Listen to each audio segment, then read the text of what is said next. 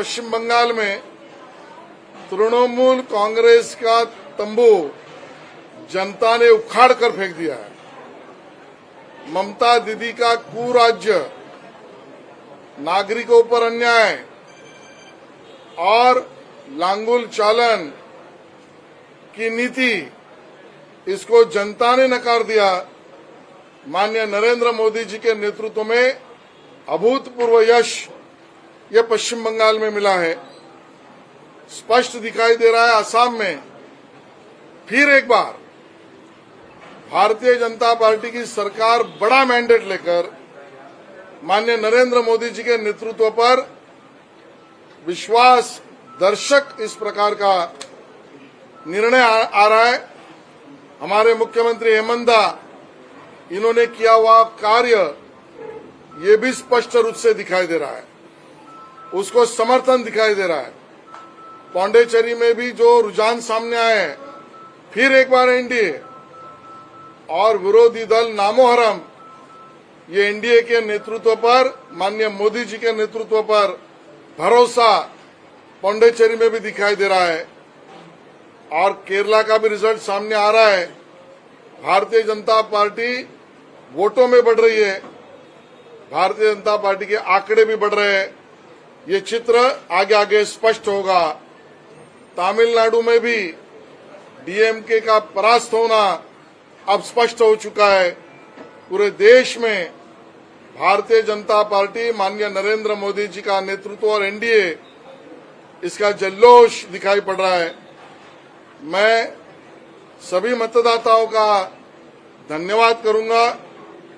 मैं भारतीय जनता पार्टी के कार्यकर्ता जिन्होंने ये यश संपादन किया, उन कार्यकर्ताओं को भी धन्यवाद दूंगा।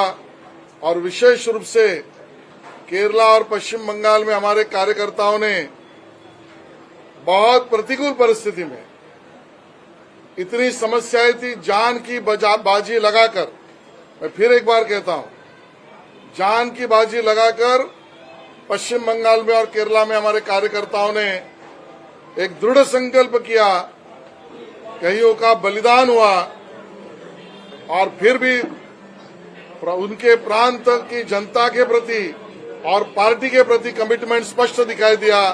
उन कार्यकर्ता और परिवारों का भी मैं धन्यवाद करना चाहता हूं। और सबसे बड़ी बात, माननीय नरेंद्र मोदी जी का नेतृत्व के ऊपर हिंदुस्तान ने विश्वास फिर एक बार दिखाया। माननीय अमित भाई शाह जी, माननीय हमारे राष्ट्रीय अध्यक्ष नितिन नवीन जी और उस राज्यों के नेताओं ने जो परिश्रम किया, उसके लिए भी उन सभी नेताओं का अभिनंदन और धन्यवाद करना चाहता हूं। आशीष जी, विरोधक कह रहे हैं कि वेस्ट बंगाल में एसआईआर का काफी बड़ा हाथ रहा है। तो केरला में क्या हुआ है? जो विरोधक ये बात करे, अपने गिरेबान में झांक के देखे। अगर पश्चिम बंगाल में एसआईआर की अगर बहानेबाजी है, तो केरला के रिजल्ट को क्या कहेंगे? और इसके लिए बहानेबाजी है, डरपोक लोग हैं, सच का सामना नहीं कर पा रहे हैं। और सच है, भारतीय जनता पार्टी, एनडीए और नरेंद्र मोदी, यही जनता का रुझान और मन का नेतृत्व है। निवडणूक आयोग भाजपचा दांगला बांधलेला आहे, त्यामुळे भाजप एका राज्यामध्ये हरवू शकते आणि दुसऱ्या राज्यामध्ये जिंकू शकते। भाजप ही डरपोक लोक आहेत, हे बहाणेबाज लोक आहेत, हे रडणारे आहेत। हे स्वतःचा पराभव, आत्मचिंतन सोडा, पण ते पचवू शकत नाहीयेत। आणि म्हणून यांचं नाव मी रडके असं ठेवतोय, रडके आहेत।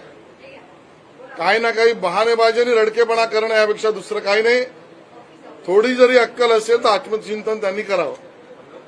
आणि मी मागेही म्हटलं होतं, जो जो उबाटा सेनेबरोबर गेला तो हरला, त्याचं राजनैतिक पानिपत झालं। आणि त्या ठिकाणी तामिळनाडूत सुद्धा उबाटा सेनेवाले स्टॅलिनची बरोबर करत होते, सलगी करत होते, पराभव। इथे ममता बॅनर्जींबरोबर करत होते, पराभव।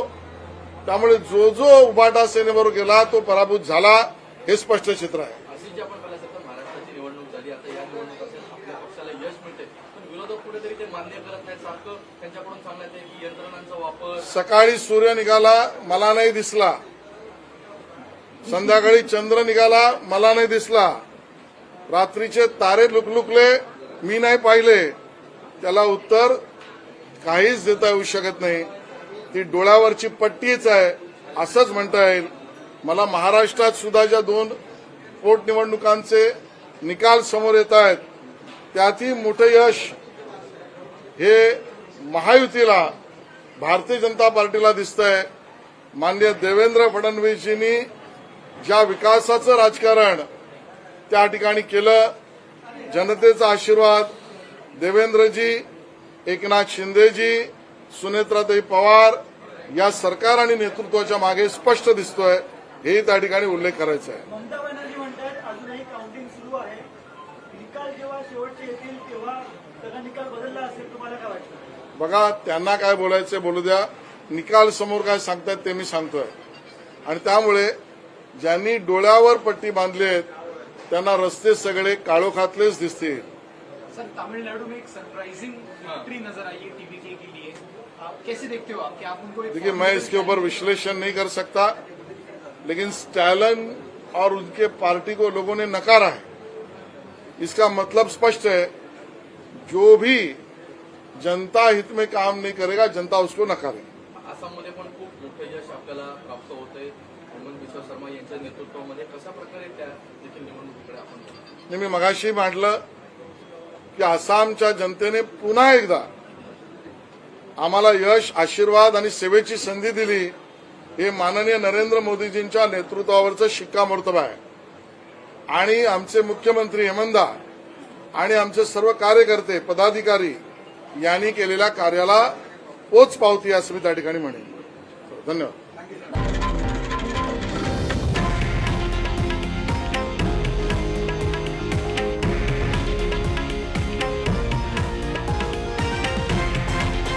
हे आहे देशातील नंबर 1 न्यूज नेटवर्क आणि आपण पाहत आहात TV9 मराठी, एकमेव.